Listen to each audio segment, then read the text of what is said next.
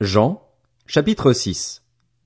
Après cela, Jésus s'en alla de l'autre côté du lac de Galilée, ou lac de Tibériade. Une grande foule le suivait, parce que les gens voyaient les signes miraculeux qu'il faisait sur les malades. Jésus monta sur la montagne, et là il s'assit avec ses disciples. Or la Pâque, la fête juive, était proche. Jésus leva les yeux et vit une grande foule venir vers lui. Il dit à Philippe, « Où achèterons-nous des pains pour que ces gens aient à manger ?» Il disait cela pour le mettre à l'épreuve, car lui-même savait ce qu'il allait faire. Philippe lui répondit, « Les pains qu'on aurait pour 200 pièces d'argent ne suffiraient pas pour que chacun en reçoive un peu. » Un de ses disciples, André, le frère de Simon-Pierre, lui dit, « Il y a ici un jeune garçon qui a 5 pains d'orge et 2 poissons, mais qu'est-ce que cela pour tant de monde ?»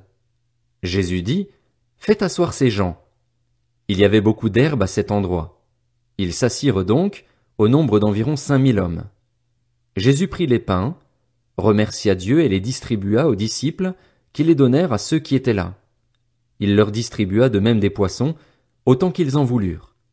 Lorsqu'ils furent rassasiés, il dit à ses disciples, « Ramassez les morceaux qui restent, afin que rien ne se perde. » Ils les ramassèrent donc et ils remplirent 12 paniers avec les morceaux qui restaient des 5 pains d'orge après que tous eurent mangé.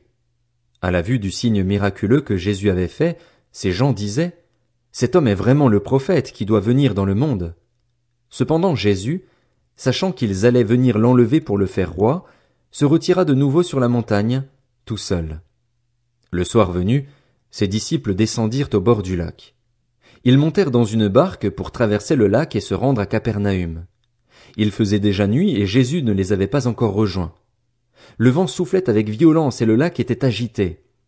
Après avoir ramé environ 5 kilomètres, ils virent Jésus qui marchait sur l'eau et s'approchait de la barque, et ils eurent peur.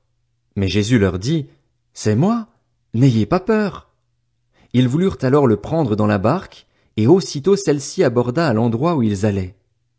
Le lendemain, la foule restée de l'autre côté du lac remarqua qu'il n'y avait eu là qu'une seule barque et que Jésus n'était pas monté dedans avec ses disciples, mais que ceux-ci étaient partis seuls.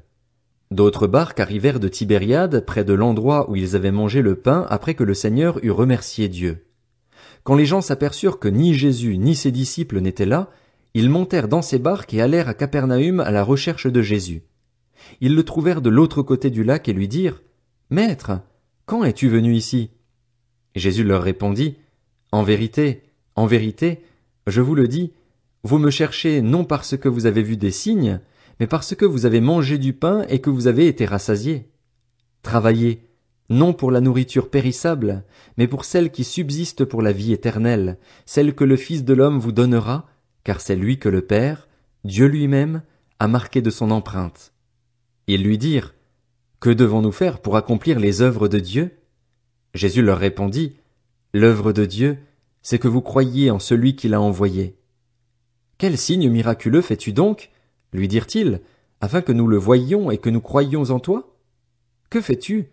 Nos ancêtres ont mangé la manne dans le désert, comme cela est écrit, il leur a donné le pain du ciel à manger. » Jésus leur dit, « En vérité, je vous le dis, ce n'est pas Moïse qui vous a donné le pain du ciel, mais c'est mon Père qui vous donne le vrai pain du ciel. En effet, le pain de Dieu, c'est celui qui descend du ciel et qui donne la vie au monde. » Ils lui dirent alors, « Seigneur, donne-nous toujours ce pain-là. » Jésus leur dit, « C'est moi qui suis le pain de la vie. Celui qui vient à moi n'aura jamais faim, et celui qui croit en moi n'aura jamais soif. Mais, je vous l'ai dit, vous m'avez vu et pourtant vous ne croyez pas.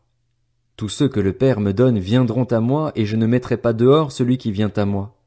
En effet, je suis descendu du ciel pour faire non pas ma volonté, mais celle de celui qui m'a envoyé.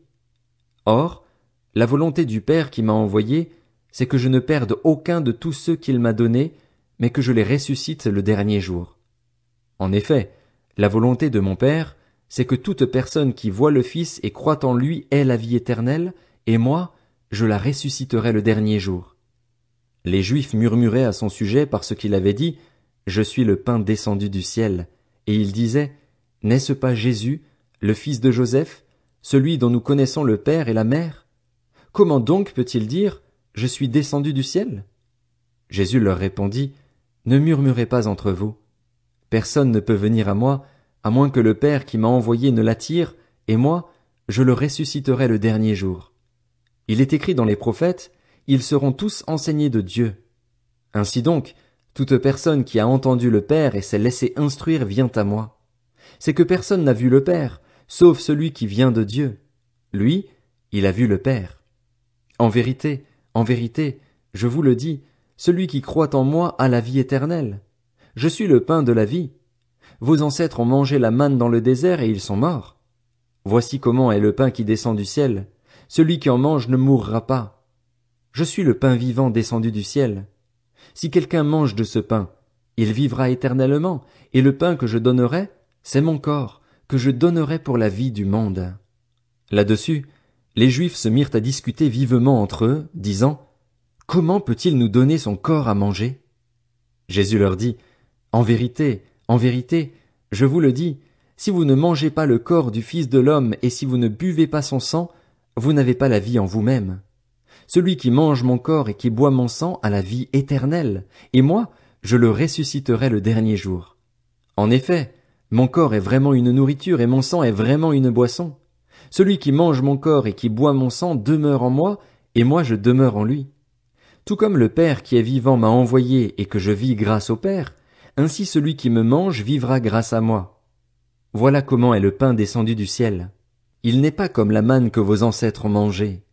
Eux sont morts, mais celui qui mange de ce pain vivra éternellement. Jésus dit ces paroles alors qu'il enseignait dans une synagogue à Capernaüm. Après l'avoir entendu, beaucoup de ses disciples dirent, Cette parole est dure. Qui peut l'écouter?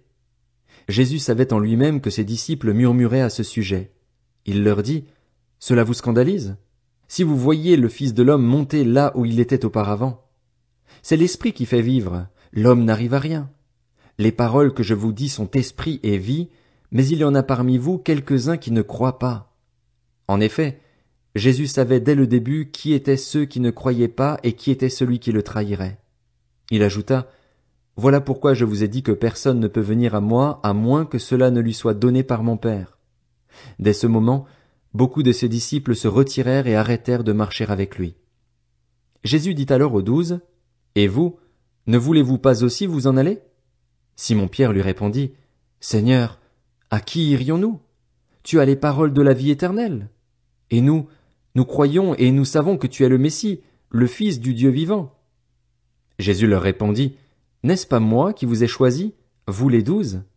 Et l'un de vous est un diable.